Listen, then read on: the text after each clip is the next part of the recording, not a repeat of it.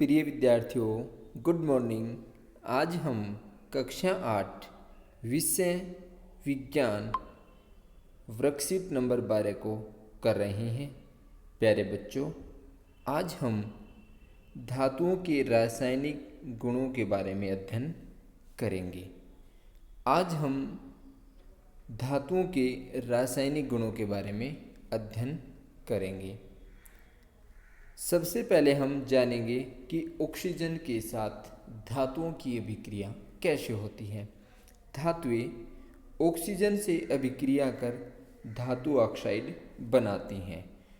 जैसे धातु plus oxygen क्या बनेगा? धातु ऑक्साइड। जो पिछली वर्कशीट थी उसमें हमने जाना था कि जब हम मैग्नीशियम रिबन को वायु में जलाते हैं तो जलाने पर सफ़ेद रंग की राख के रूप में हमें मैग्नीशियम ऑक्साइड बनता है, जैसा कि यहाँ पर दिखाया गया है।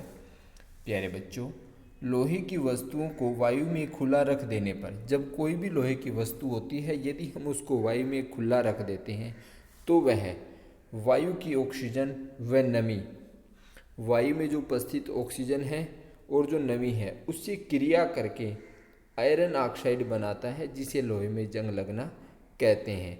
अब क्या, आयरन को हम Fe से व्यक्त करते हैं, ऑक्सीजन को O2 से, जल को H2O से। और जब आयरन जो है ऑक्सीजन और जल के साथ मिलकर अभिक्रिया करता है तो आयरन ऑक्साइड बनता है। अब मैग्नीशियम Mg, ऑक्सीजन O2, जब ये दोनों से अभिक्रिया की जाती है तो मैग्नीशियम ऑक्साइड अर्थात MgO बनता है। अब आगे, अब यहाँ पे दिखाया गया है, जब कॉपर के बर्तन को अर्थात जो तांबा होता है उसके बर्तन को लंबे समय तक नम वायु में खुला रखते हैं तो उस पर एक हल्की हरी परत जम जाती है। कैसी परत जम जाती है? हरी परत जम जाती है।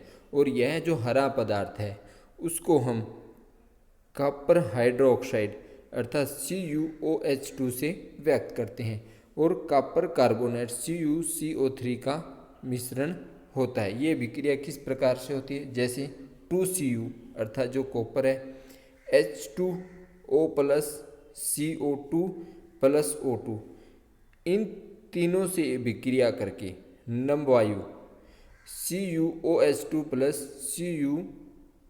CuCO3 बनता है।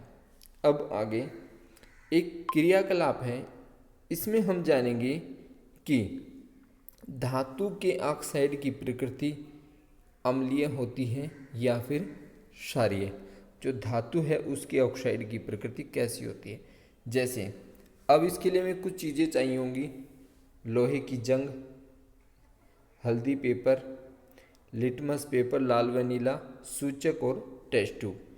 रस्ट अर्थात जंग को एक टेस्ट ट्यूब में इकट्ठा किया, जैसे इसमें किया हुआ है टेस्ट ट्यूब है, इसमें हमने रस्ट को इकट्ठा किया हुआ है। रस्ट सस्पेंशन इधर है और ये रेड लिटमस पेपर है, ये रस्ट है।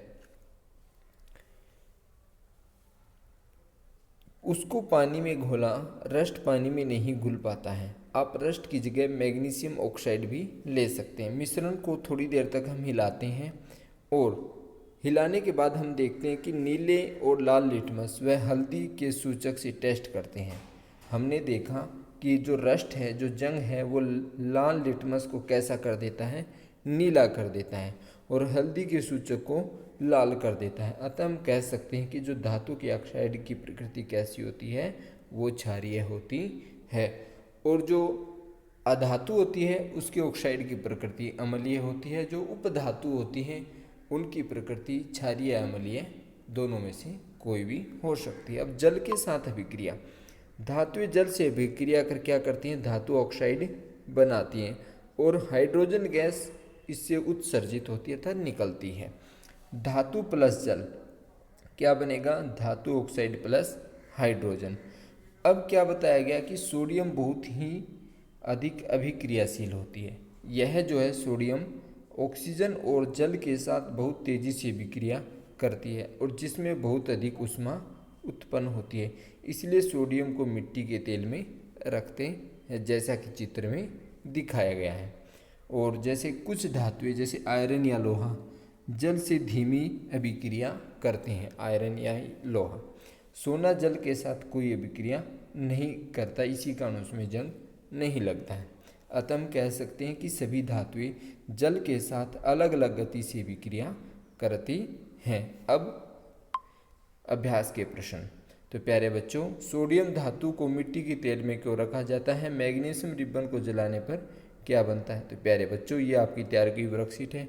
सोडियम धातु जो है, प्रश्न नंबर 1 का आंसर है सोडियम धातु नमी व ऑक्सीजन के साथ बहुत अधिक अभिक्रियाशील है और क्रिया करके बहुत अधिक ऊष्मा उत्पन्न करके अपने ऑक्साइड में बदल जाती है, इसलिए Na को जो है मिट्टी के तेल में रखते हैं, अर्थात वो अभिक्रिया ना करें। हमारा प्रश्न नंबर 2 है, जब हम मैग्नीशियम रिबन को जलाते हैं तो क्या प्राप्त होता है? तो मैग्नीशियम का रिबन जलाने पर मैग्नीशियम का ऑक्साइड प्राप्त होता है, जैसे Mg मैग्नीशियम O2 बराबर क्या बनेगा? MgO अर्थात मैग्नीशियम ऑक्साइड बनेगा। प्रश्न नंबर 3, प्रश्न नंबर हमारे 3 का आंसर है कि लोहे के दरवाजे व खिड़कियों को रस्ट या जंग से बचाने के लिए क्या किया जाता है? तो प्यारे बच्चों, लोहे के दरवाजे व खिड़कियों को रस्ट या जंग से बचाने के लिए पेंट किया जाता है, क्योंकि लोहा धातु ऑक्सीजन व नमी के साथ क्रिया करके जंग का निर्माण करता है या करती है। धातुओं के ऑक्साइड की प्रकृति कैसी होती है? हमारा प्रश्न नंबर 4 है। प्रश्न नंबर 4 का आंसर है ये कि धातुओं के ऑक्साइड की प्रकृति कैसी होती है? तो प्यारे बच्चों, धातुओं के ऑक्साइड की प्रकृति क्षारीय होती है। तो प्यारे बच्चों, आशा करता हूँ आप इसको समझ गए होंगे, और आपने यदि चैनल को सब्सक्राइब नहीं किया है तो आप चैनल को लाइक करें, सब्सक्राइब करें और अपने दोस्तों के पास भी शेयर करें। धन्यवाद।